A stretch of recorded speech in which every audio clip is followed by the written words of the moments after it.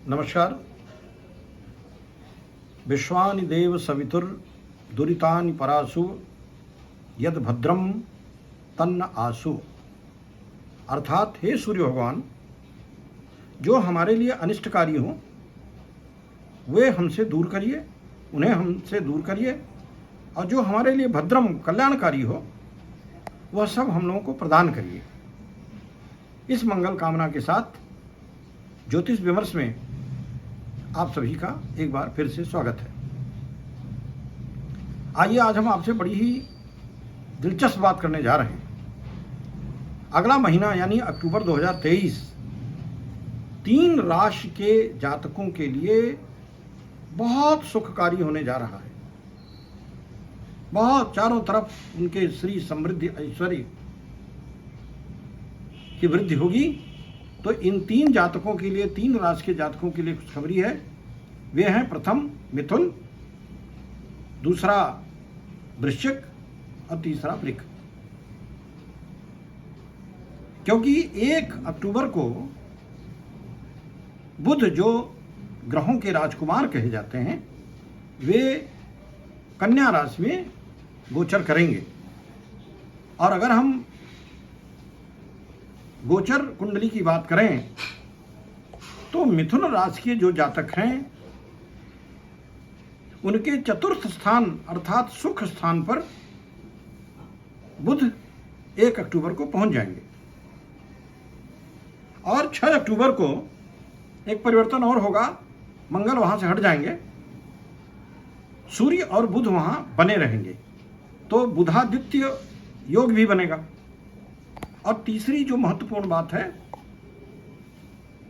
वो ये है कि वो मिथुन राशि के राशि भी हैं। तो 3 जो राशियां हैं, इसी प्रकार जब हम वृक राशि की बात करते हैं तो वृक राशि के सुख स्थान पर, आय स्थान पर बुध पहुंच जाएंगे। और अगर हम वृश्चिक राशि की बात करें तो वृश्चिक और मिथुन के राशि बुध भगवान हैं ही। कन्या और मिथुन के राशि बुध भगवान हैं ही। तो मिथुन और कन्या लग्न के जो लोग हैं उनके लिए गोचर के हिसाब से बहुत ही शुभ अवसर आएगा। तो देवियों और सज्जनों, सबसे पहले मैं आपसे मिथुन राशि की बात करूंगा।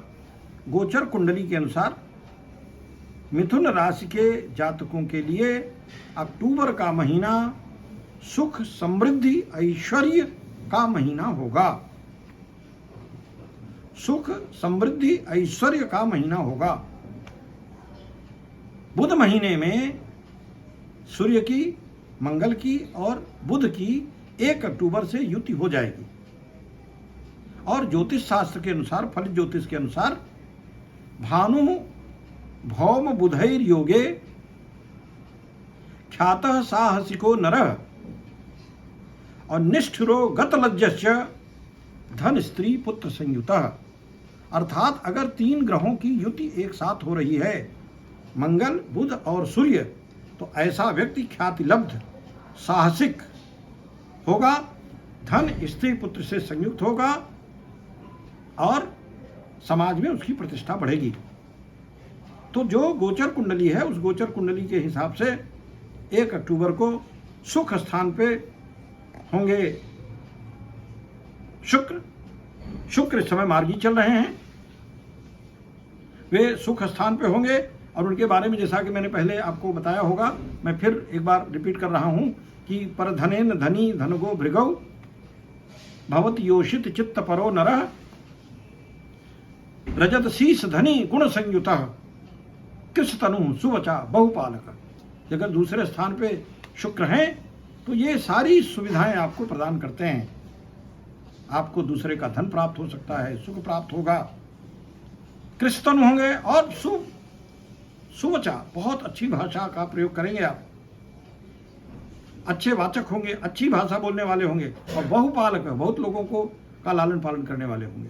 तो वैसे ही आपकी कुंडली में हो रहा है। तीसरे भाव में कोई ग्रह नहीं है, लेकिन चौथे भाव में पुनः मंगल, बुध और सूर्य कन्या राशि में आ रहे हैं। और आप जानते हैं कि मिथुन और कन्या की जो राशि हैं वो बुध हैं, नंबर 1। नंबर 2, बुध कन्या में उच्च के भी रहते हैं। तो जब बुध, मंगल और सूर्य आपके सुख स्थान पे बैठेंगे तो आपके सुख में बहुत श्री वृद्धि करेंगे। राशि सोने की वजह से उस वृद्धि में और वृद्धि होगी। और मंगल, बुध और सूर्य ये तीनों देवग्रह हैं। तो जब ये देवग्रह हैं तो इनका बल और बढ़ जाएगा।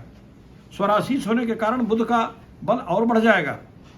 बस उसमें थोड़ी सी एक कमी है कि माँ के लिए मंगल चौथे भाव में वो शुभ नहीं होंगे, इस पत्नी के लिए मंगल चौथे भाव में शुभ नहीं होंगे। और इसी प्रकार से सूर्य भगवान जो हैं वो माता के लिए चौथे भाव में शुभ कारक नहीं होते हैं। तो माँ और पत्नी को छोड़ करके बहुत इस अवधि में आपको सुख की प्राप्ति होगी, श्री प्राप्ति होगी, लक्ष्मी की प्राप्ति होगी, पैतृक संपत्ति प्राप्त हो सकता है। और राशि होने की वजह से वाहन, जमीन, जायदाद आदि आपको प्राप्त होगा। अगर आप निवेश आदि में अपनी अभिरुचि रखते हैं तो ये बहुत ही उत्तम समय है। और मैं मित्रों आपको देखिए चार्ट के माध्यम से इसको बहुत ही अच्छे तरीके से आपको मैं समझाता हूँ। आगे मैं आपसे चार्ट पे बात कर रहा हूँ। तो देवियों और सज्जनों, मैं आपको अब इसके चार्ट में जाकर के आपको पूरी बात बताता हूँ। देखिए ये है मिथुन राशि की गोचर कुंडली, जिसमें लग्न में मिथुन, दूसरे भाव में शुक्र मार्गी होकर के बैठे हैं कर्क के, तीसरा भाव खाली है, चौथा भाव जो सुख का है कन्या राशि का, उसमें मंगल, बुध और सूर्य हैं। पंचम भाव में केतु हैं तुला में, फिर छठा भाव खाली है, सातवां आठवां खाली है। नवें भाव में शनि हैं, शनि वक्री होकर के बैठे हैं और ये अपनी ही राशि में बैठे हैं। फिर आप देखिएगा 11वें भाव में मेष में राहु और गुरु बैठे हैं। ये जो स्थिति है, ये स्थिति और भी बढ़िया हो जाएगी।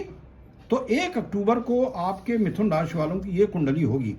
अब देखिए इसमें जो शुक्र हैं दूसरे स्थान पे, पहले मैं यहाँ बुध की बात कर रहा था, क्योंकि बुध ग्रह 1 अक्टूबर से जो गोचर कर रहे हैं कन्या में, उस पर चर्चा कर रहा था कि चौथे भाव में आ जाएंगे और चौथे भाव में आते ही ये सुख स्थान पे आ जाएंगे, अपनी ही राशि पर आ जाएंगे और उच्च के हो जाएंगे।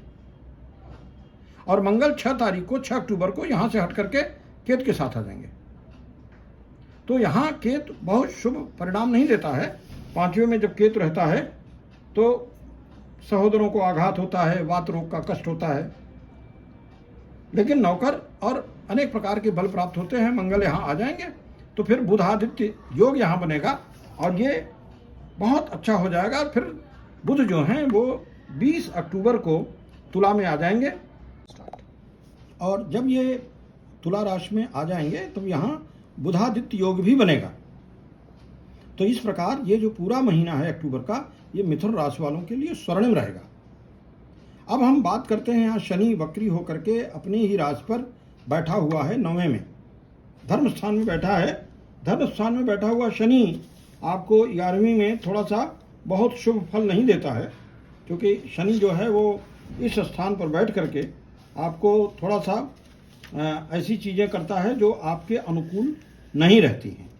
9वें स्थान पे ये कहता है कि धर्म और धन से हीन करते हैं, लेकिन अपनी ही राज पे बैठे हैं तो इसमें थोड़ा कष्ट देंगे, पिता को धोखा देते हैं, रोगी होने की संभावना रहती है। ये आज थोड़ा सा निगेटिव है।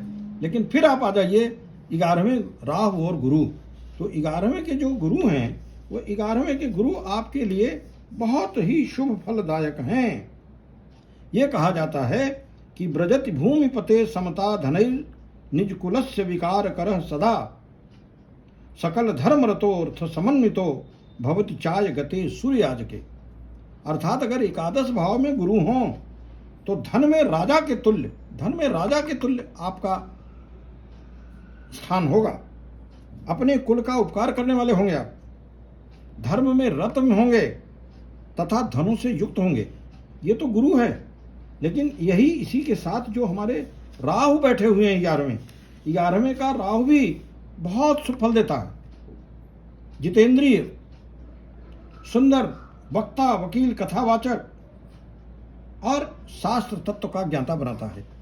तो इस प्रकार देवियों और सज्जनों, महीना जो अगला आ रहा है, आप ये देखेंगे कि आपको हर तरह से सुख की, समृद्धि की, ऐश्वर्य की प्राप्ति होगी और ये पूरा महीना आपके लिए बहुत ही अच्छा रहेगा। माँ के लिए तथा पत्नी के लिए बहुत शुभ नहीं होता है और थोड़ा सा शनि जो है वो नवे रह के कुछ चीज़ों में निगेटिव देते हैं और कुछ में पॉजिटिव फल देते हैं।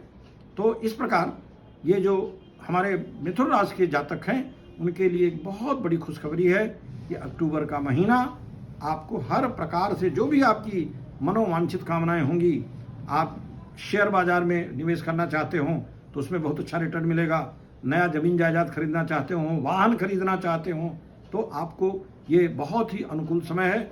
सुख की आपको प्राप्ति होगी, धन और ऐश्वर्य की प्राप्ति होगी। इस प्रकार ये महीना आपके लिए बहुत ही शुभकारी रहेगा। वृश्चिक राशि और वृष राशि के जातकों के लिए भी अक्टूबर का महीना बहुत अच्छा रहेगा और अगले वीडियो में शीघ्र ही मैं आपको वृश्चिक राशि और वृष राशि के जो जातक हैं उनके बारे में बताऊंगा कि क्या क्या सुख आप अनुभव करेंगे अक्टूबर के महीने में। इन्हीं शब्दों के साथ पुनः इस शुभकामना के साथ कि विश्वानि देव सवितुर दुरितानि पराशुभ यद भद्रम तन्ना आशु, अर्थात हे भास्कर, सूर्य, आदित्य देव, जो हमारे लिए कल्याणकारी हो, श्रेष्ठ हो, उससे हमें युक्त करें और जो हमारे लिए खराब हो, जो दुरितानि हो, उससे पूरे विश्व को दूर करें और सारे विश्व का कल्याण हो। इन्हीं शब्दों के साथ बहुत बहुत धन्यवाद। बस एक चीज़ कहना चाहूँगा कि अगर आपने हमारे चैनल को अब तक सब्सक्राइब न किया हो तो कृपया सब्सक्राइब कर दें, लाइक कर दें और ये जो उपयोगी सूचनाएं हैं वो अपने मित्रों को भी शेयर जरूर करें। बहुत बहुत धन्यवाद।